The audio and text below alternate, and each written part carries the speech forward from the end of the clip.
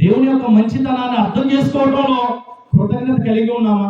చాలా మంది దేవుని యొక్క గొప్పతనాన్ని, దేవుని యొక్క ఔన్నత్యాన్ని అర్థం చేసుకోలేరు.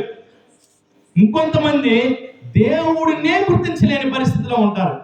ఇంకొంతమంది ఎలా ఉంటారు తెలుసా? దేవుని యొక్క సార్వభౌమ అధికారాన్ని గుర్తించలేని వారిగా ఉంటారు.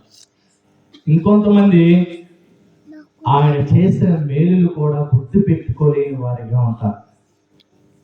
ఎన్ని మేలులు, ఎన్ని ఆశ్చర్య కార్యములు, ఎన్ని గొప్ప కార్యములు నీ ఎడల చేస్తున్నాడు దేవుడు, ఎన్ని మంచి కార్యములు దేవుడు నీ ఎడల చేస్తున్నాడు. అవన్నీ గుర్తు పెట్టుకోగా చివరికి దేవుణ్ణే మర్చిపోయే వారిగా ఉంటున్నాం. దేవుడు మంచితనం అక్కర్లేదు, దేవుని యొక్క ప్రేమ అక్కర్లేదు, దేవుని యొక్క కృప అక్కర్లేదు, దేవుడిచ్చే ఆశయం, దేవుడిచ్చే శ్రేష్టమైన ఈవులే అవసరం.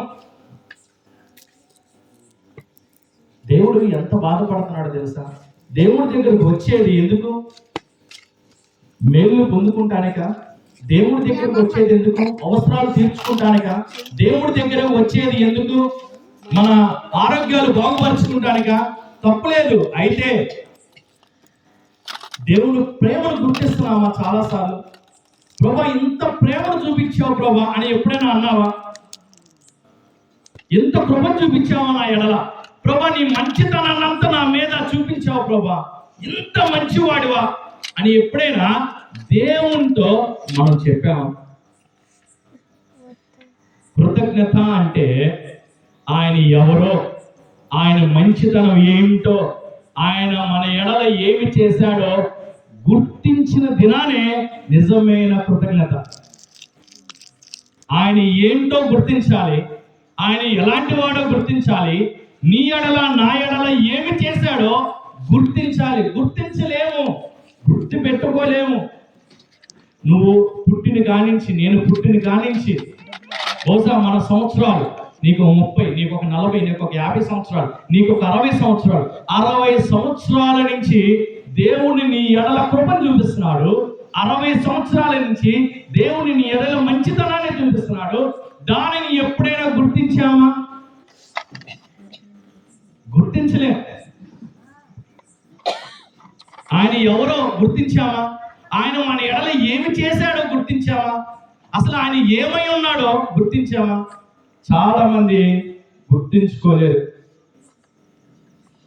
దేవుడు చాలాసార్లు ఈ విధంగా అనుకుంటాడేమో, వీళ్ళు ఎడల ఎంత చేస్తున్నాను కదా, నేను ఇన్ని మేలులు చేశాను కదా, ఎంత గొప్ప కార్యాలు చేశాను కదా, అరే ఈ ఇంట్లో కుటుంబంలో సమస్య ఉంటే ప్రార్థన చేశారు, ఆ ప్రార్థనకి సమాధానం నేను ఇచ్చాను కదా, మరి వీళ్ళు ఎందుకు ఆ మేలును గుర్తించుకోలేరు? ఎందుకు కృతజ్ఞత చెల్లించలేని వారిగా ఉన్నారు? రోమిలు రాసిన పత్రికలో 1వ అధ్యాయంలో దేవుని ఎరగని వాళ్ళే కొన్నిసార్లు థ్యాంక్స్ చూద్దాం. ఏది వాళ్ళ స్వస్థతనిస్తే దేవుడు, సమస్య నుంచి విడుదల పొంది చేస్తే దేవుడు గొప్పోడు అనే మాట అంటారు.